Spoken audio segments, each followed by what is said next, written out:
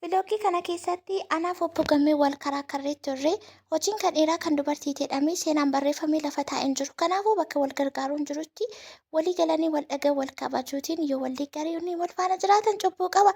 Viidiyoo kana aga xumuraatti erga dhaggeeffatanii yaada keessan dhumarratti ibsachaa akkasuma laayik gochuun jalqaba. Amma maaltu ta'e seetan? Lamaan keenya iyyuu ganama baanee iddoo oollee galle.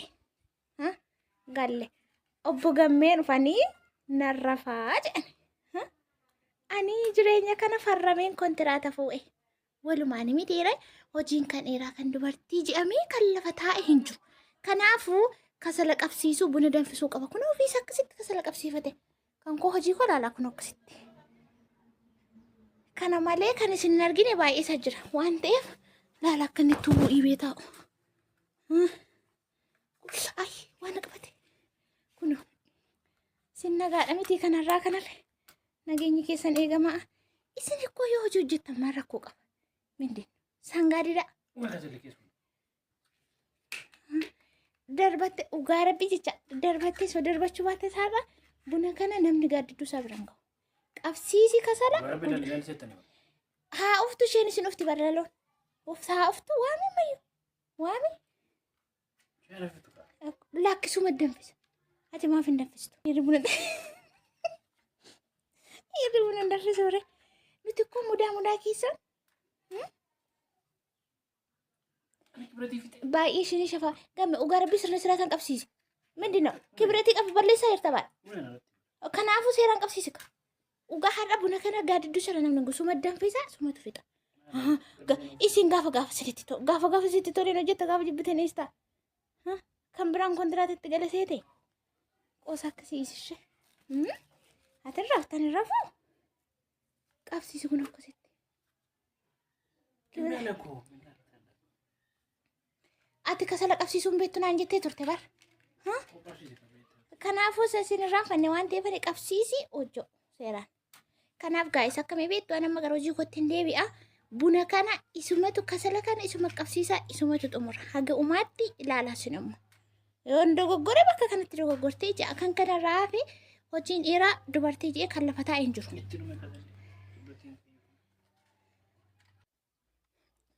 Raga bisalitti. Kasalitti godhan isin gargaarti isin qabatu beektaa. Ogeessa? Gaa'is ilaala. Huruu nama dilbaa. Gammoojjii safaara bu'eera. Ani mataan kuba.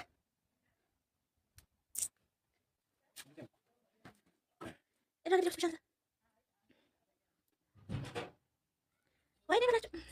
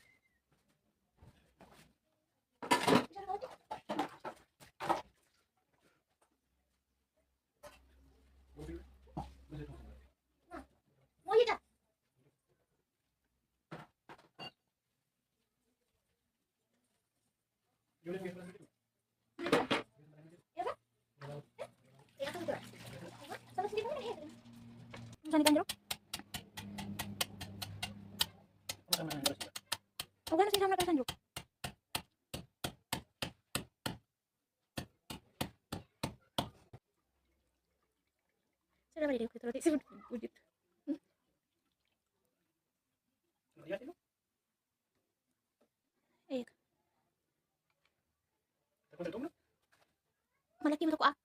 Mbak itu. Gadi yang kaki bersih.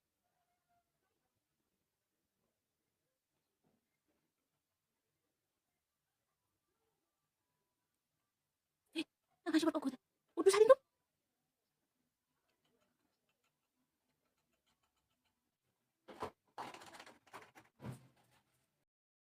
As kanatti kun buna danfisee galfachaa jira. Garuu TV'nis sagalee qaba akkasuma jibbaasin illee jira. Taarii koopiraayitii ta'uu danda'a. Ittiin sagalee galchaa jira. Kun haaluma argitanii danfisee xumureera. Umarratti yaada keessan koomentii irratti ibsuu fi dandeessu. Maal akka inni godhu ani buna sumatu buusaa jedheera. Buna buusuu garuu hin beeku. Danfisuu isaa malee buusuu isaa hin beeku. Danfisuu isaa haala akkamiin akka inni danfise. Akkam akka inni godhe argitee sochi. Amma inta wajjin maal akkamiin inta beekan buusin. Innaa eenyu si buusaa si danfise barbuun. Maal amma kana lafaa ka'ee akaa'ee innoo miicee akaa'ee tumee bishaan danfisee irra kaa'ee intanaa yoo ta'e. Eeshi amma buusumoo hin beeku. Danfuunsa maal fayyadamee bunni bu'aan jiru barnoota buna argachaa hin jirru. Yoo rabbi jee ijoollee nan kadhadha. Nan kadhadha yoo rabbi. Eeshi faamilii keenya nagaa gaafa mi'aadhaan. Akkam jirtanii fayyaa keessanii nagaa jirtu nuti nagaa keenya irratti waaqayyoo. Sagalee kun dabalee mee daraara. Namto nagaadha. Amma gaa charchi oolleetu gallaan annan dadhabee buna moo barbaadeen ture naan jette. Jecha. Hin danfisu narra faa'ette. Achiin booda. Hin danfisu narra faa'an jedhee. Jetti hin danfisu narra faa'ette. Jennaan yaa osoo wanti naachisu hin barbaanne waan ta'eef. Ittaan ka'e kaa miicuusa kasala qabsiisuusa danfisuusa maaliisatti mee hunduma sirreessee kunoo achi quccu godhee kaa'e. Amma bunna laaloo dukkaa fidii kottu mee irra taa'ee buusu abe namichi. Kanaaf kaateetu warra buna sii buusu hin ka'atta barganaa naaboosaa dhalaa buna kana buusu hin beeku ette. Si gala malee akkasitti nama bunna akkasitti danfee achi darbamee mindin nuyi. Kan si kadhata ka. Gara laafes arganneen hin kadhan. Qoy akkamii buna buusuu wallaalta garu. Shini caccabsa malee beektu. Yookaan sukkaratti hin dabalaa. Buna danfee lama ta'a. Naa buusaatti akka. Dhaabattee akka atta malee qalbiin akkasii hin jiru ishee. Akkoo.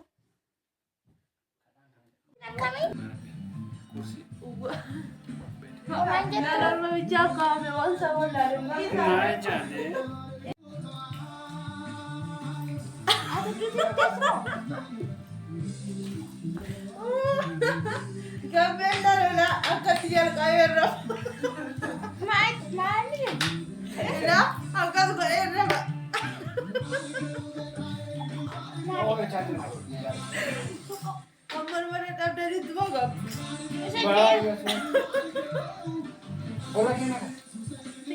Kana miti Ati kai taa'e ubbiitiin taa'e. Maa? An barbaadu kun namichi Kanaafatu sokka teessuun barbaada. Akkuma argitan nama buna buusu kadhatee argateera. Garuu sitti sagalee wanti miyuut godhee fi baay'ee wacanii kolfan jennaan. Isin immoo tarii wareeruu dandeessu jedheen irraa miyuut godhe. Garuu laayii baarabii buna bareeffatee miti bara. Irriba. Deemiti. Deemtu. Yaa akkuma jalqaba irratti dhageessanii akkuma dhufe seenanii misaanis naan qopheessaa akkasumallee qodaas nan miicatamoo buna danfisuu hin danfisuu je akkasuma afaanuma baafatee hin danfisuu je amaneera iyyuu malee achi giddiidhaan danfise bakka amma jirru kanarra geessise kan buna buusuu fi argate amma marga bunni danfee booda immoo satti ariifataa yoo jettan deemiti. Warri dhiiraa kun qalbiimti nuusiimti qalbii keessan jiru gaa'is. Yeroo tokko immoo gara buccuqaa hamiitaa isaaniitti yeroo deebinu waanuma adda ta'ee kan isaan qabanii jechuudha. Amma otuma buna kana dhugaa jirru tokko immoo itti bilbile. Tokko itti bilbile akka waan abidda keessa jiru akka waan abidda hammaarrate wayiitti waamaa jira jechuudha. Isa biraan deemaa. Waan piriintii go'uun qabaa, waan koppii go'uun qabaa namni jechaatee jira jechuudha. Achitti ariifachaa jira. Naa akkasi gaa'is. Isin maal jettume ta'uu qaba ture kun bakka yeroo hundumaa waanuma hundumaaf yeroo kennuudha. Sanaafis kanaafis mana jiru taanaan mana ofiif yeroo kennu ala jiru taanaan bakka jiran qixeessu malee nutis jireenya qofaatti kontiraata fuunee ittiin galle jireenyi kan waliiniti. Kana dhiirri hojjechuu hin qabu dubartii qofadha. Bakka kanatti xiqqooshee akka gaaffii isin ittiin dhoofnee fi sinumaa deebisee darbaa daantelee awwee ta'uunaan jettan nan beeka daantelee garuu kun hankoo miti. Kanii intala ishee buna buusutti gortee sanaati. Daantelee to'aa jirtu buna waamamte bakka buna irratti daantelee ishee dhaachuuf filattee ooftu assaaba kan biraatu ishee mudate jechuudha. Buna buusattee isheeti kanan dhaayee fuudhee malee kan koo miti garoon illee awwusaa nan beeka. Innaa akkas isiniin jedha gaa'ismi warra dhiirotaa kana jecha baay'ee majala fiiguun dhugaa rabbiin isiniin jedhan. Jaallattanis jibbitaanis haan ergan gaa'ilatti galee ergan jireenya jalqabee waggaan fidne kun haguma isin beektan sana dhagaaru waan gaa'ila keessa jiru dursee beekame. Maaliif barumsi nama barbaachisa toon hubatiin qubaan gubatiin jedhu gaafa mammaaqan dura hubatanii waan jiru adda baafatanii barataniitti galuun baay'ee tokko nama fayyada. Innaa duraan otoon argiin dura akkasa keessa tureetti naa gala. Waa'een jireenyaa jechuun waa'een dhiiraas akkam akka ta'an isin jala deemtan taanaan isin fuulletti kennitan taanaan hunduma mataa irratti fudhattan taanaan dhugaa rabbi hagam isin jaallatullee amala biraa ofuma keessaa qaba. Aggeeffa'a. Kanaafuu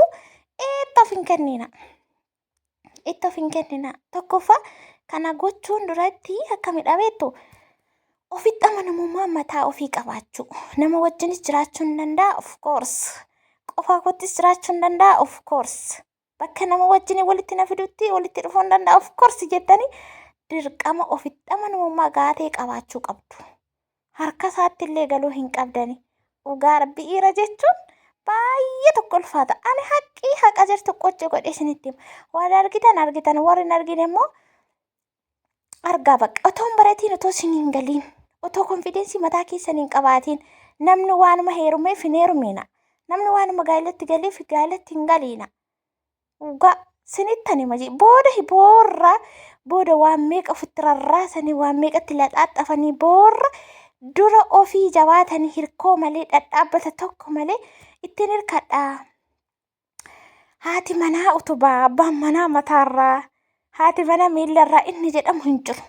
Abbaan lamaansaa of danda'e innillee akkan hirkanne of danda'e akka jiraatutti ofii keellee of dandeessee akka jiraatutti erga foomasiistee booda carraa kee kan carraan sitti fidde kan shiroon sitti fidde wajjin kuti. In taane taanaan garuu dirqama waanuma heerumni si barbaachiseef waanuma heerumuu qabduuf waanuma jaallatteef waanuma si jaallatamteef faana kutte taanaan dhugaa rabbi maal akkasiin jedhu hin beekon haggeeffa'uu isheen kanaatti dhuftu jettu maaliif akkan jedhaanumatu beeka amma akkasitti yeroo laaltan kana anis akkasuman ture jechuudha akkasitti yeroo laaltan kana waynee akkam namatti tolu waynee sun akkasii akkasitti tolu kan godhu suma mataa keeti malee wanta naddatti qopheesse akkasitti bareeduuf sitti tolu sii godhu tokkollee keessa hin jiru ala. Dhaggeeffadhu. Tokkollee jechuudha. Kanaafi yaa habiibti dura suuta ji'itti taa'iitti yaadiiti yeroo manaa bahu akkamitti akka bahu yeroo galu akkamitti akka galu namoonni inni wajjin oolu namoota akkamiiti qorachuun duuba laaluun fuuldura waan meeqatu jira. Isin galee amma yeroo achi teessanii ilaaltan kana nuti immoo asii yeroo waliin taphannu yeroo ishkululee ashashaa gadaame jennu waanuma qalbii akkasumatti namatti tolu akkasumatti nama gammachiisu isinitti fakkaata miti. Hundumti isaa gatii mataasaa qaba. Hundumti isaa aarsaa nama kaffalchiisa akkasumatti miti jechuudha kan itti deeman. Inni guddaan jalqabarra ta'uu qaba jedhee isin gorsu. Akka nufi koo argittis. Nama hamma oolee nama bulee nama wal baraa wal argaa deemu mitiiree waan meeqatu jira. Hundas immoo miidiyaarra gadi baasanii zaraaggafu otoo hin taane bakka ofii kee inni qabaa maaltu na rakkise inni godhaa maaltu na dhiphise jetta ta'uun ofitti amanamummaa mataa keetiin ittiin galtuun jiraattu taanaan muka udaanis hin tuquu gaariifi.